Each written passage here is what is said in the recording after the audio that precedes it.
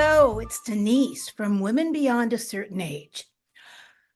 I know I say this every time that I'm so excited to introduce our new guest, but it's true. I am really excited to introduce our new guest. I don't know Chef Rossi. That's who we're having today. Everyone knows this. When you have a podcast, we've done 250 shows. We get sent books and, public releases for different things. And people want, from publicists. Well, most of them, not someone who I'd be interested in. That's all I can say. And just because I think, oh, that's not a good fit. Well, I'm so grateful. I read the release from a publicist who sent me Chef Rossi. And the reason it's so impressive and all our viewership is so many people based on food and chefs, former chefs and authors. So that's what we have today. And she goes by Rossi. I already asked her, I don't have to call her Chef Rossi. She goes by Rossi. The name of her book, The Punk Rock Queen of the Jews. Well, how do you not have that person on your podcast? I saw the title. I thought, is that the most interesting title I've ever heard? Because I think it is. So hello, Rossi, and welcome. Hello, I'm so happy to be here. Well, I know that was a lengthy introduction, but I need to say something. I got to read, as I told you just a moment ago, about maybe a third of the way through your book. I had to put it down because I didn't get it till late last night. And I'm going to read it this afternoon when we get off from this podcast.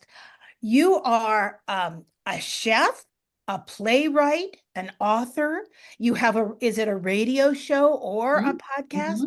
So both. Obviously you are a communicator. That's right. Now, because first of all, I know that you publish this, it's called She Writes Press. Mm-hmm. And I'm sure that's why you were able to write the book you were, because they actually let you write the book as it is. And it's just. That's well said. So tell us where they can buy your book if people want to that are listening. Sure. It comes out this April. Okay. You can pre-order it from any bookstore. I love supporting independent bookstores. So if you go to, I think it's bookshop.org or .com, you get to find out what's your local independent bookstore. And you can always get it from Amazon, but it's nice to support the local bookstores. You can get it from Barnes and Noble, all the big guys, but I love any chance to support a local bookstore. I know. It's very important. Mm-hmm. It's important, Rossi.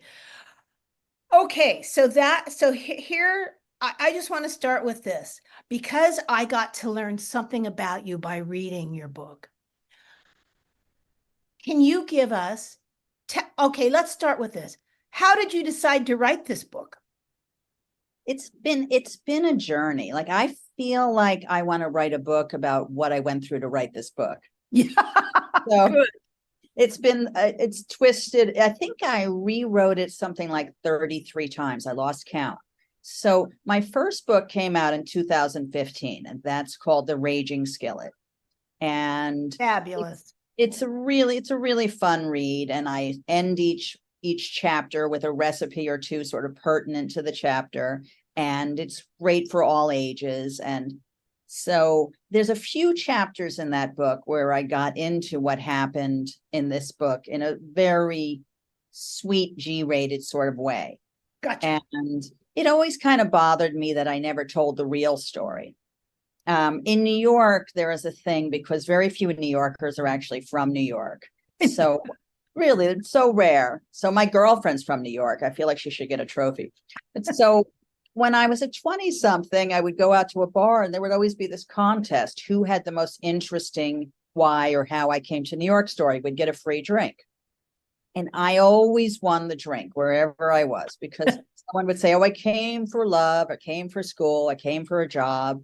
And I said, I was sent to live with a Hasidic rabbi who took in wayward Jewish girls and turned them around. And they were like, give her the drink. But in fact, I was kind of a wild, rebellious kid. And my parents were old world Orthodox Jews. They were very much like stepped out of time. So it was a bit like being raised by repressive grandparents, really. And they wanted me to be this proper little Jewish girl from the 1950s with no Christian friends who would button my top button. And this is the 1970s, first of all. That's pretty hard to find that kind of girl. Anyway, and all I had to do was dye my hair pink and dance to the Ramones. So I was like a punk rocker, and they wanted me to be this Puritan little Jewish girl from the 1950s. So that wasn't working too well. And I ran away from home. I had a spectacular time. I had the best 3 months of my life, just a 3-month long party. Now, at that point, I was 16 years old. And when I was 16 years old, I really looked like I was 35, probably because I was unhappy and tired. And it's a million reasons why you might look older. But I had this fantastic party in this motel I was living in. And I invited my little friends from high school who looked their age. And it was like Fleet Week or something. And so there were all these sailors in town. And so I invited a whole bunch of sailors over on the condition that they would bring the pizza and the beer. And we proceeded to have this great party, teenagers dancing with the sailors, drinking beer. So the hotel manager, he didn't seem to mind that there were drug dealers and prostitutes living in the motel. He didn't mind that there was a street gang conducting business in the parking lot. Like, none of these things bothered him. But it really bothered him seeing teenagers and sailors. So he called the police. And the police came and busted the party. And they took one look at me and they thought I was a 35-year-old woman corrupting minors.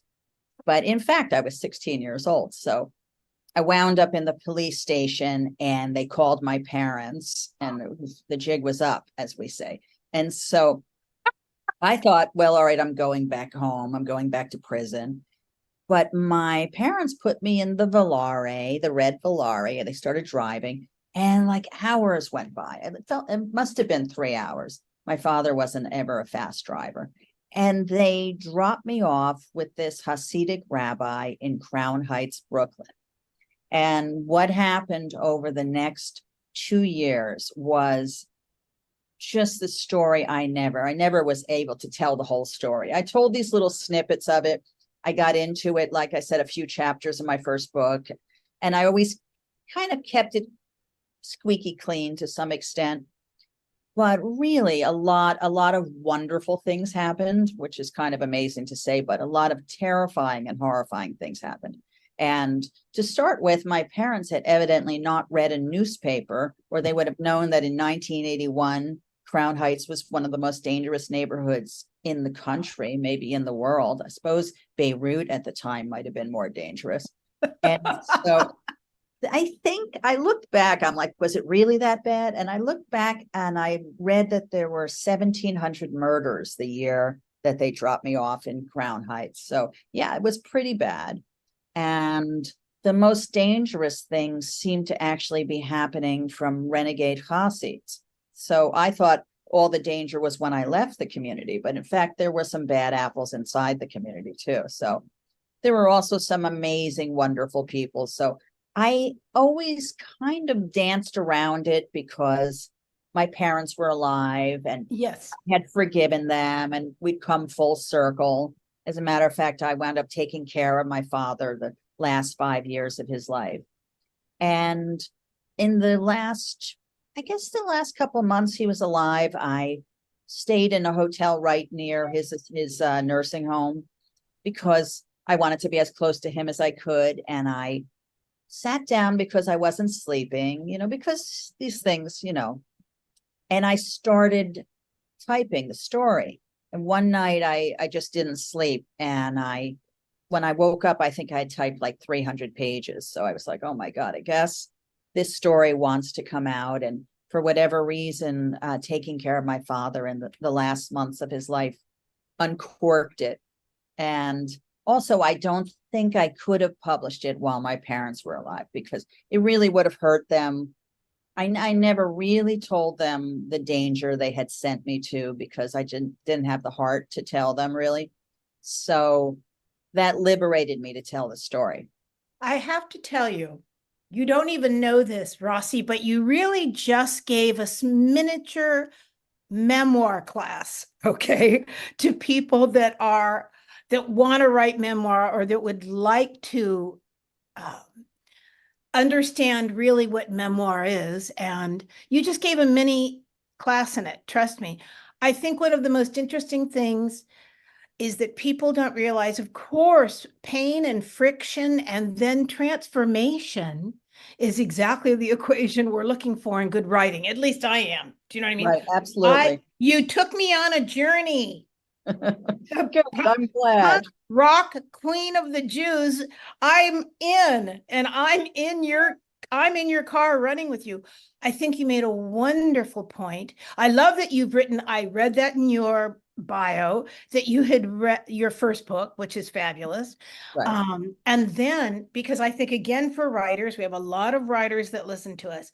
Sometimes it takes more than one or two books to really to tell your story. That's all. People say, oh, I don't have another book in me. I said, you never know. You know what I mean?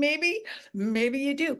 I also love your point about permission. Right. And that's something that I think, I'm in a writers group now, and there is all women. I met them all at a writers retreat in Tuscany last year. And permission's a tough one. And I think your comment saying, I couldn't have written this book when my parents were alive, I think that's sensitive and wonderful. Do you know what I mean? Because it was the kindest thing to do, to be perfectly honest. Though I think people have a right and they have to find their own permission. I'm Italian. You know what I mean? I'm Italian. For me, I feel exactly that way. Both my parents are gone now, so I can talk about them how I want to. Do you know what I mean? Right. Now, nobody else can. My sisters and I we'd always say to boyfriends before we were married, and we'd come in and out, but we'd say to them real quickly, we'd say, listen, we can say what we want about our parents, but don't you say a word. Right, exactly. And you know what I have to tell you? So you're Italian. Oh, yes. I've been saying this forever. I feel like Jews and Italians are so similar. It's like, now my girlfriend, we're going on 14 years together. She's Italian. And there's just so many similarities. So with now, Jews, I feel like it's like guilt, food, family. And with the Italians, it's the same, but the order changes. I feel like the Italians, it's food, family, guilt. Okay. But either way, we got the top three happening. And I am married. My husband is a nice Jewish boy from Shaker Heights. Mazel tov. I am the shiksa goddess. Right. Okay? And you said it better, Rossi. When I grew up in Marin County outside of San Francisco, and my first marriage, I'm getting married to a nice Catholic boy, and all my bridesmaids were Jewish. Okay. Perfect. Not planned, just were. And my father used to say once in a while, can't she find any Catholic girlfriends? And my mother'd say, not here. Forget it. Drawn to the same people. And I agree with you. And the only thing I think is the difference, and I would extend that, Jews, Italians, and Chinese. Yes. Yes. I can't believe you just said that, because I just have been talking about that for the last couple of days, that I thought, I didn't mean to interrupt you, but it's amazing that you just said that. I thought nobody ate like Jews and Italians, but you know who does? Chinese. And you said, I've had so many conversations with my friends, and I would say to them, the only difference between us is that Italians have less guilt. Like we have guilt, but it's not the first thing on our plate. Do you know what I mean? We push it to the side. We push it to the side. Well, we'll deal with that later. Or, I'll say confession, but not as much guilt. And the Chinese, of course, growing up in Marin County in San Francisco, in those days, it was the 50s and the 60s, Rossi.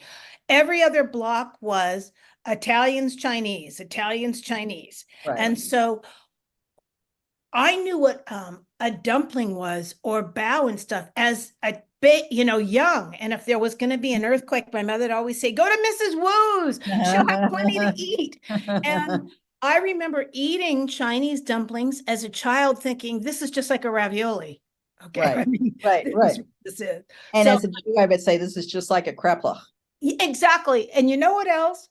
My father's joke used to always be later on in life as we all brought home different friends and different a variety of friends. And my father would say, you know what's funny about Italians and Jews and Chinese? I'd say, no, Dad, what's funny? Because we all want to own the building.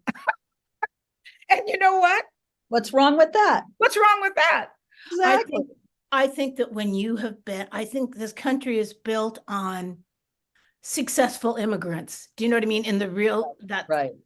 that's what it comes down to. People that worked really hard, and I love that. And I'm going to use your line. I will give you credit that it's the order of food and family and guilt Right. instead. Okay, it's Just perfect. recently, because my company in New York, I would say 90% of our business is that we cater weddings. And so I didn't start out as a wedding caterer. I started out as just a everything caterer, but I catered a wedding for a couple, and I had just noticed that wedding food was so terrible in the 80s. I mean, it might Yes. look good. You might see this towers and pretty decorations, but it tasted like linoleum. Like if you got on the floor and you licked the floor, that was what wedding food tasted like in the 80s. There was no soul to it. It was just very like the chicken was never marinated. It was just like, I agree. oh, there's a whole conversation that's supposed to happen in your mouth. Well, it didn't happen. So I catered this wedding. I'm like, well, why can't it be just as great as if you went to a restaurant or your mom's home cooking? Like, why can't it be deep and soulful and good food? So we just cooked up this beautiful food, and everyone at the wedding started saying that they'd never had food like that at a wedding. And then they went home and they told their friends and their cousins and their this and their that. The next thing you know, You I'm were a in business. yeah, I'm a wedding caterer. But there were all of these no-nos back then, like gay marriage, forget it. If you were a Yeah. gay couple, you were terrified. You sort of whispered, on the phone, is it all right if we're a same-sex couple? They were traumatized. And I just put out this huge welcome wagon for alternative couples. And I would get these really traumatized couples that were different nationalities and different religions. So I kind of felt like I was 50% food and 50% therapy. But it's worked out. I mean, this is like 34 or 35 years of this. And That's phenomenal. That's I phenomenal. love it. We've been doing all these Chinese weddings. I don't know. I've become the Jew to call for a Chinese wedding. And so I learned, like, if I'm catering a wedding for 100 Jews, I know I'm going to bring food for about 150 or so people. And if I'm catering a wedding for 100 Italians, about the same, 150 or so people. But if I'm catering a wedding for 100 people who are Chinese, I'm going to bring food for 200. And I'm like, I give my hat is off to the Chinese. They eat more than the Jews and Italians. So that's a big deal. When I was still a teenager, one of my Italian cousins, who was she was so Italian with the dark curly hair, and she'd always had pierced ears. She was like an Italian princess. She Mhm. goes off to Berkeley and she falls in love with a local Chinese boy from a local family in San Francisco. And it was this is 1969, 1970. And the invitations came out, and her parents like said, we have to be supportive. He's a wonderful boy. Right. We love our daughter. I mean, it was all, but when we got there, I have to tell you, and I'm so grateful our world has changed. Rossi, all the Italians sat on one side of the banquet hall, and all the Chinese were sitting on the other side of the banquet hall. And it took a couple of bottles of whiskey on the tables Right. for everyone Right. to finally say, That oh. seems to be the thing. And then they kept saying, and when we got in the car, it's like my father and my mother kept saying, what lovely people, what lovely people. But the world has changed in some ways, thank God, for the better. Well, how Right. lucky for you. What a great niche you found for yourself. It's been an interesting life, but it's Yes. funny that the book coming out, like when I writing the book and editing the book and the whole journey to now, bring it to where it's out in the world shortly.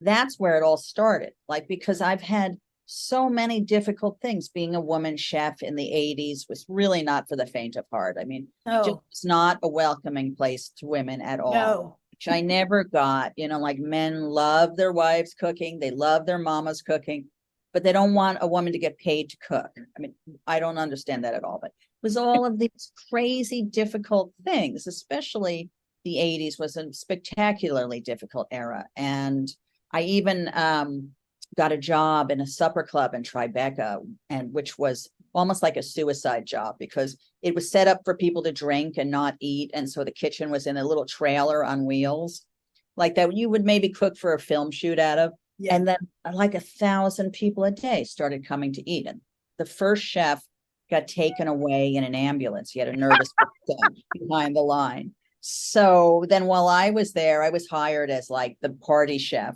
The chef and the sous chef quit, and the owner said, would you be the chef, the sous chef, and the party chef? And I was like, well, if you triple my salary and let me hire who I want. And, he had pretty much had to say yes. But then I just had to go to war, go into survivor mode.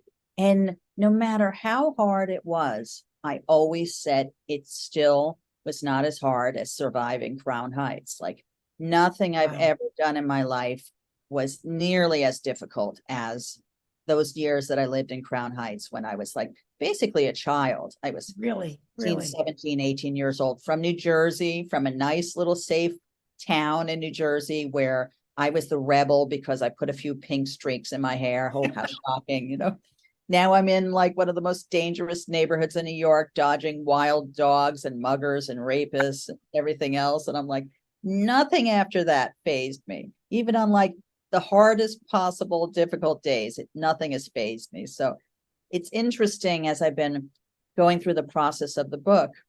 I think that I had this a couple of days that was kind of interesting that I caught COVID. Most people have at some point or another. And so I needed to stay home and isolate. And I guess it wasn't bad. It really was like a bad cold. I'd had the shots, so it wasn't so bad, but I didn't want to get anyone sick. So I stayed home, and it was dark and dreary outside and a little bit rainy. And right then I got a delivery of the advanced reader copies of the book. And my editor asked if I would look through and see if I saw any boo-boos. So normally I'm so busy, I can hardly give things attention. But here I had 5 days at least to be locked in my apartment with the weird weather outside. And I sat in this funky old leather chair I have under this lamp. And I started slowly reading the story of this 16, 17, 18-year-old girl and what she went through. And I guess I was sick enough from the COVID that I really felt I was reading it as an outside person. I was good. Yes. I just could not have been more removed. And so by the end of the book, I started to cry because I really felt really sorry for that little kid. I'm like, oh my God, this is just a little kid. And I see kids that age all the time and their children, right? But going through it and all the years after, I never allowed myself even a drop of self-pity or remorse or even really any pride over it. I'd be like, yes, survived, moving on, So I would say I kind of was like 20 years of therapy, writing the book, reading the book. So probably saved a fortune in therapy. How fabulous. I got out of the Culinary Academy, Rossi, in 1984. Now, I wasn't prepared because I'd never worked in a restaurant. I had the fantasy of what being a chef was going to be like. Mhm. I had noticed in my class in the school I was at in San Francisco, there were 300 people, only like 3 of us were women. And I didn't really question what that meant. Do you know what I mean? Right. And then as I was going to school, and every single day, one of the male chefs would say, you can't get a job, right? Or you boys come in close so you can see this. Don't worry about the girls. They'll never get a chance to do this anyway. And you know what? They were trying to prepare me. And then when I got out of school, they had been right. No one was going to hire me. It's crazy. Crazy. It was the same with bartending too. Yes, You couldn't get a job as a female bartender. Yeah. and everybody said different things, but I found a catering company in Marina del Rey, and it was right near the 4th of July, and they were yacht caterers. You remember when all that was a big thing in the 80s. Right. And to make the long story short, they gave me a chance. The guy was an absolute pig, just an absolute pig of a human being, the chef. And I couldn't bear him, but I smiled nice. And he said, well, you're going to make fruit baskets, And I said, good, because I'm so good at that. Do you know what I mean? I built all these bloody fruit baskets for the 4th of July weekend. But here was the thing. As I watched him, I thought he has a cocaine problem, and he did serious cocaine. And I remember thinking, one day he'll drop. Do you know what I mean? One day he's going to drop. Definitely. And guess what? I was there about 6 months. They'd hired me for $8 an hour or whatever was the pay. And I hung in there because it was close to my apartment. I had moved to Los Angeles. I was in Venice, California. I could walk to work if I wanted to. And the day that he dropped, by then I knew more about the kitchen. Right. And they said, you're going to be in charge because, we don't know what's happened to Peter. And I thought, I know what's happened to Peter. But the bottom line was, I am so grateful for that opportunity. And then I negotiated salary and I learned what to do. And it was wonderful. But I really, it was an interesting time. I'm grateful I landed there because I don't know that I would have stayed in the industry because it was pretty tough trying to find a job. It's good that you stuck it out. I had to. Mr. Cokehead. Yeah. That was really like it seemed every chef in the 80s. Oh, yes. They were like either on heroin or coke, or they were Jack Daniels and chain smoking and the whole thing. And when there's already a certain amount of stress in the kitchen, it wasn't exactly. And then you add cocaine to it. Yeah, I mean, it's exactly high adrenaline. Like times weren't tough enough. Now, I asked Rossi before we started talking. Cindy and I have said we were going to do a podcast because, again, so many of the people that listen to us, males and females, have either been in food, been chefs, worked as waitresses, something. Right. I want you to tell what one of your worst catering stories that ever happened. And I will tell you one of mine, which is actually pretty hysterical and was totally my fault, but I was a new chef and I didn't know any better. Well, I would say my worst story in terms of the worst possible thing that could happen actually is also my favorite story in terms of succeeding anyway. So this is back in the 80s. And what would happen is I liked promoting myself as Chef Rossi because what I loved is that people couldn't tell is that a man or a woman. Yes. And this is like pre-social media and all those kinds of things. So 90% of the time people come into the kitchen looking for Chef Rossi and they go up to everyone in the kitchen before me. Are you Chef Rossi? Are you Chef Rossi? To my sous chef. And they would even go up to my dishwasher. And then finally, the only one left in the kitchen is me. And I'm like, is it so hard to believe? Is it so hard to believe? But so I got this client in the 80s, and it really was like these good old boys from Oklahoma. And the man that I was dealing with, he kind of reminded me a little bit of like he should have been in like a Tennessee Williams novel, like Big Daddy. I'm Big Daddy, like that kind of thing. So they were having this party, and the party, even though we're from Oklahoma, the party was going to be out in Long Island. And they wanted the pièce de résistance of the party to be their Oklahoma chili. Now, I thought I made some pretty good chili, right? So the guys bragging to me about his Oklahoma chili. So I said, well, I think I make some pretty fantastic chili. So I'll make a nice Oklahoma chili that you're going to love. And he was horrified that this Yankee girl would even try. So he insisted that they were going to ship their Oklahoma chili all the way to New York for their party. And I could make everything else, but they would not have this Yankee Jewish girl making their Oklahoma chili. So I'm like, fine. As they say in Israel, Mbaya, whatever, Dayenu. So we had a really busy day, and I said I had couple of different chef teams, and I sent the one chef team to the party. It turned out it was really all the way out in the boondocks of Long Island. It was like hours out there. And they get all the way out there and realize that they left the chili back in the kitchen in Manhattan. So there's no way by the time 3 hours to get it, 3 hours back, the party's over, right?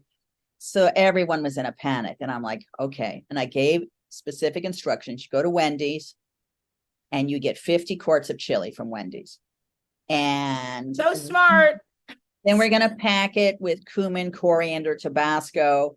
We went through the fridge at the client's house, and it was a private home, and in the fridge was Worcestershire and mustard, a million other things to add. And so every single thing but the kitchen sink went in the Wendy's chili. And we served it in I think in a hollowed out corn muffin, so anyway, the party was a big hit.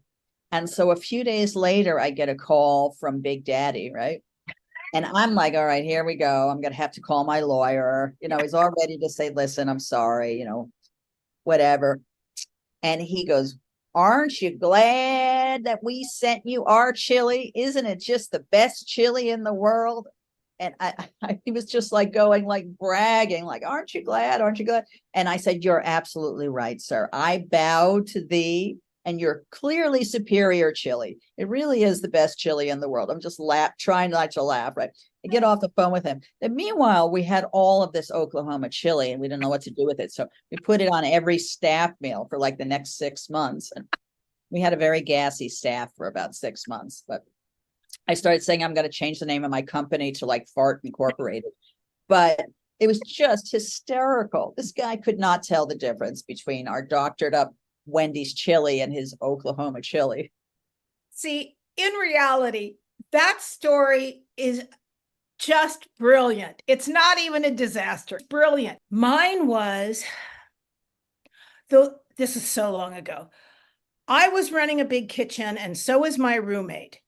We were both the executive chefs of two of the biggest companies in Los Angeles. So we've worked our way up.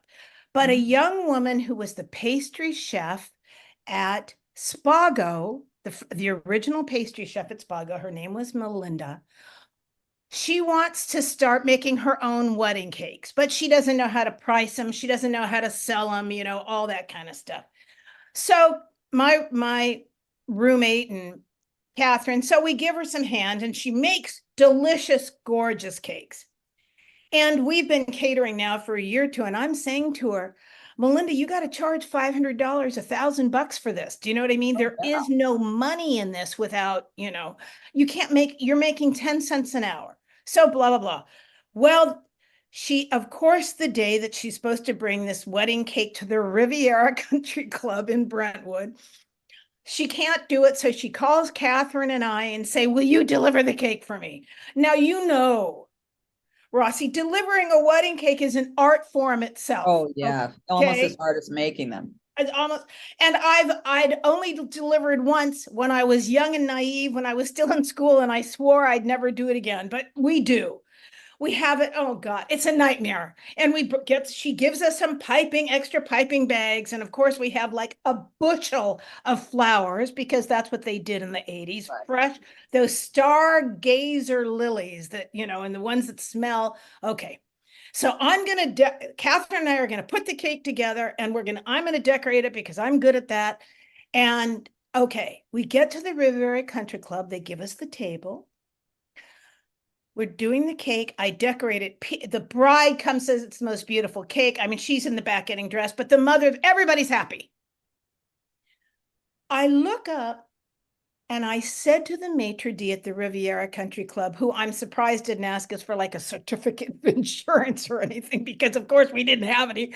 And years later, I would say to Wolfgang Puck, that was, whatever happened to her. And of course, I didn't mention to him that we'd probably stolen all the ingredients from his kitchen. So it was actually the cake was from Wolfgang Puck, compliments of Wolfgang. I say to the maitre d', the snotty maitre d', is that table too close to the band? Oh, no. And he says, no, we always have it there. I go, okay. So we are getting ready. The wedding's happening now. They've seen the cake's on display. And I think the ceremony had just happened. And the band starts, and the man with the big gigantic violin, the bass. Yeah. The last thing I see out of the corner of my Oh, eye is the base has left his hands and it's dancing towards the wedding cake. And sure oh, enough, it oh, just collides with the table. oh dear. And the only thing, and everyone, I mean, I was in such shock. Catherine and I just stood there, our mouths open, but the maitre d' said, well, clean it up and get another cake. Now, that was the thing when he said, get another cake. I said, what are you What do talking you have about? to go to McDonald's? Can I have a What do you McWedding mean cake, another please? cake? So we go over the bride, for some reason, the bride, I don't know if she was on Valium. She wasn't that upset. The mother was upset. But I said to Catherine, we can't throw this cake away. Okay. So we're cleaning it up with like trying to make, we're cleaning it up with the boxes that were from the cake. Right. And then all of a sudden it was the only problem was because I thought I'd had this happen to me once before another party. We shoved that mess, that cake, with a spoon into champagne glasses. And I said, we're serving this like something different, it's going to be pretty. And we filled all these champagne glasses with the mess of a cake. But then the photographer said, oh, I hadn't gotten a picture of it yet. And we need the picture with the bride and groom's hands. So anyway, we found there was a terrible bakery in town that had all those styrofoam cakes in the window that you blew the dirt and dust off. And we called them and they were kind enough to bring us one. And she put her hands in front of it and we kind of blew the dust off of it. And she had pictures with a cake. Oh my God. That's a good save. It was the Although, best. you know what, in the end, in the martini glass or, the tulip glass, it actually probably was a lot more fun to eat it that way than slice on the plate, I'm going to tell you, it worked. It That's what worked. I can say. That was a good save. We had one, I'm always telling clients they got hooked on that stupid whipped cream frosting.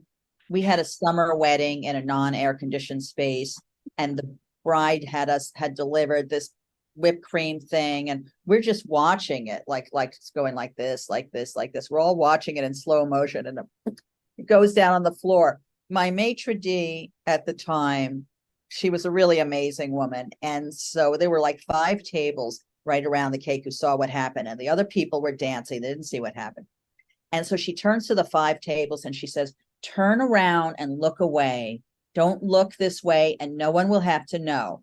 Just do that for the bride. And so everybody turned around and looked away and she scooped it up and they remolded it and just covered it with orchids. And basically it looked kind of like a cake mountain. Remember Close Encounters of the Third Kind? Yes. Sort of looked like that, covered in flowers. Like, whatever, all right. You know what? Your sense of humor. You know what? How fabulous. That's all I can say. How Yeah. fabulous. And once you cut it, and who cares? No one cares that people have had too much champagne anyway, and they just want some sugar. No one ever eats the wedding cake anyway. Like I cut Not 150 often. slices, I'll maybe serve 50 of them. So whatever. Diana, I'm always up for a good alternative to a wedding cake. Like I have talked people into doing the cupcake towers I love them. many years before anyone ever did a cupcake tower, and donut towers. But I once did a tower of Twinkies, which I thought was kind of adorable. We did a tower of chocolate chip cookies, and then the bride and groom dipped them in milk and fed them to each other. Oh, that's cute. Really That's cute. We did a tower of yodels, a tower of Girl Scout cookies, a tower of Rice Krispie treats. I mean, why not just have a little fun with it? When Krispy Kreme donuts finally came to Los Angeles, we made some wedding cakes out of Krispy Kreme donuts where we just put them on their side, like tires. And you know what? And some frosting buttons in between. People loved them. I think that was one of the most popular cakes we ever did. Oh, forget it. Krispy Kreme is like you just put sex in your mouth. That thing is so good. And you don't necessarily feel so great an hour later, but the going in part is good. Sometimes that happens with sex. That's true. That's true. That's a very good point. Point. Now, madam, I just want to say the name of your book again. A Punk Rock Queen, The Punk Rock Queen of the Jews, a memoir by Rossi. It's She Writes Press. And did I read this correctly? Are they in Berkeley? Was that what? The home base is Berkeley. Home but, base is Berkeley. Okay. These days everybody's everywhere. Yeah. But and it can be bought at local bookstores. So you just need to know the name of it. And again, Rossi, it's just one word. Her name is one word. I cannot thank you enough. I know how busy you are to have spent your time with us today. Now, after the book comes out, you need to come back in like 6 months and tell us what some of the stories of being on tour and what people have said to you. Oh, I'll tell you, definitely. Because I think that is as fascinating as books have, a life of their own. That's all I can say, Rossi, to me. You're absolutely right. And Cindy and I wrote about, I don't know, a lot of celebrity cookbooks, but Cindy and I wrote 9 of our own, and each one took on its own life. One or two were duds, and the other ones were real successful. So, that's what people that think writing a book, all I know is this: there are a lot of work. But when I read your book last night, I thought I know how much work it was. I know there was pain involved sometimes, but you know what? It's a joy for the reader. Oh, thank you, sweetie. I mean, it has been an experience. Do we have time for a few more minutes, or we? Oh, yes. When I had this bizarre experience where I finally wrote the whole thing. Yeah. And then I started sending it out to editors. And I think that you could do, I sort of heard violin music, what a beautiful book, what a vivid story of New York in the 1980s. Well, we're so proud of Rossi, what a survivor. I mean, this pages and pages of flowery compliments. And then they usually ended with, however, we don't publish memoir. There was a big movement against publishing memoir. So I had my editor at the time said, well, why don't you rewrite it as a novel? And I said, well, it went against my soul. It's my story. And she said, if you rewrite it as a novel, then I can sell it. Yeah, then you can get it published. So it really broke my heart. But so I sat down and I just took everything out of first person, everything I did this and I did this, into this happened to her and she did this. And even though it broke my heart to do it, it opened me up in this huge way. Like there were some scenes that I really couldn't quite go there saying I did this and I did that. But when I said this happened to her and she did this, I could just open up in this huge way. So I put the whole book as a novel into third person. And then I went to my last editor, who was the best and most powerful of all of them. And she said, this is a powerful, wonderful story, but it's obviously a memoir. It's obviously your story. Why on earth did you turn it into a novel? She said, I'd love to be your editor and to work with you. She said, but I just can't stand this as a novel. If you're willing to put it back into first person and take ownership of it and do it as a memoir and as your personal story, I would be honored to be your editor. So I said, there you have it, right? So then I sat down and I wrote it all again, put the whole book, this is like 300 something pages, put the whole book back into first person. But it was an enormous amount of time. Yes, a couple of years of my life, but it wasn't a waste because it had opened up in this huge way. There were things I never could have done if I hadn't done that. And so I always thought, I think I'll share that with as many writers as I can. If you're writing a memoir and you're feeling like you want to be able to go deeper and further and braver, put the whole thing into third person and then rewrite it back after, and you'll see it's been kind of a trippy experience. And so now it's this multi-layered deep creation that I never could have quite done if I hadn't done that. See, but this is Rossi, and this is another talk about a lesson for people that if they have not, or if they're starting to write, I always say this to people, you write it, but the real work is in the rewriting. And then it's rewriting, and then you rewrite the rewrites. Right. And I said, so people say, oh, I wrote this. It took me 2 hours. It wasn't very good. I felt like saying, honey, that you can spend the next 6 months on that paragraph. So I started writing this book in 2016. Good for you. This is 8 years later. I remember I used to read books, and in the thank you section, people would say, I've been working on this book for 10 years or 15 years or 20 years or whatever. And I would think, why so long? What's the deal? In fact, my first book took like 14 years from I'm sure it the did. time I I'm gonna look for started your to- first book. What's Is your that? first book still in print? It's still in print. I'm You gonna can look for still it. get it everywhere. The Okay. first book actually became a play. It was adapted for the stage, and it's traveled the country. We just had our first wonderful. off-Broadway reading, and we're looking for some executive producers to back us for a run off Broadway. Got And it. it became this hysterical. It's a play where people laugh and cry literally. And the off-Broadway reading we had, you know, the comedian Judy Gold. Yes. So she played me in the play. So Judy Gold is a loudmouth Jewish lesbian from New Jersey, and she was playing a loudmouth Jewish lesbian from New Jersey. It wasn't a big reach for her, but it was great. So you just need angels. You just need some money. Right. Okay. So let's put that out there. Okay. We need money. Putting it out there. Put it out there. We need money. Again, Rossi, thank you. This has been so delightful. I want people to remember that the name of her book, The Punk Rock Queen of the Jews, Rossi, a memoir. I want to, as always, when you have questions or when this is broadcast, it'll be up in a couple of weeks. Cindy contacts you and tells you. If people want to contact us, they can contact us at womanbeyond@icloud.com. We will also put up Chef Rossi's information so you can contact her. And I have to thank Cindy, who keeps the train on the tracks and has for 200, I think you're our 249th podcast, Rossi. Wow. I think pretty close. So, or That's 200. pretty impressive. Well, you know why? It was real simple. I think women only get better. I love women's stories. Now, I like men. This is my second husband. Would I have a third? Oh God, no. But I think women get better and better and better. And our stories, whatever it is, need to be told.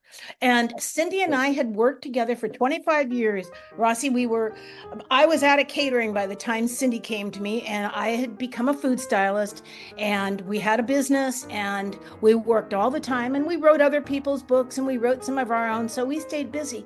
And when I knew it was time for me to retire, the only thing I was sad about was not seeing Cindy. Oh. Because we'd worked together almost every day for like 25 years.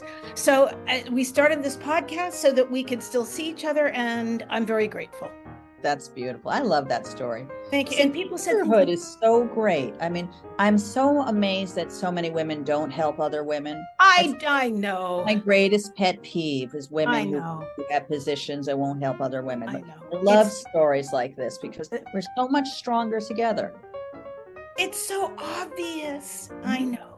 Well, thank you, madam. Thank you, everyone. Thank you for people that listen. Thank you for people that send us messages. And that's it. And Rossi, you're going to come back so that you can, in about 6 months, we'll talk about your journey again after the book is out. Definitely.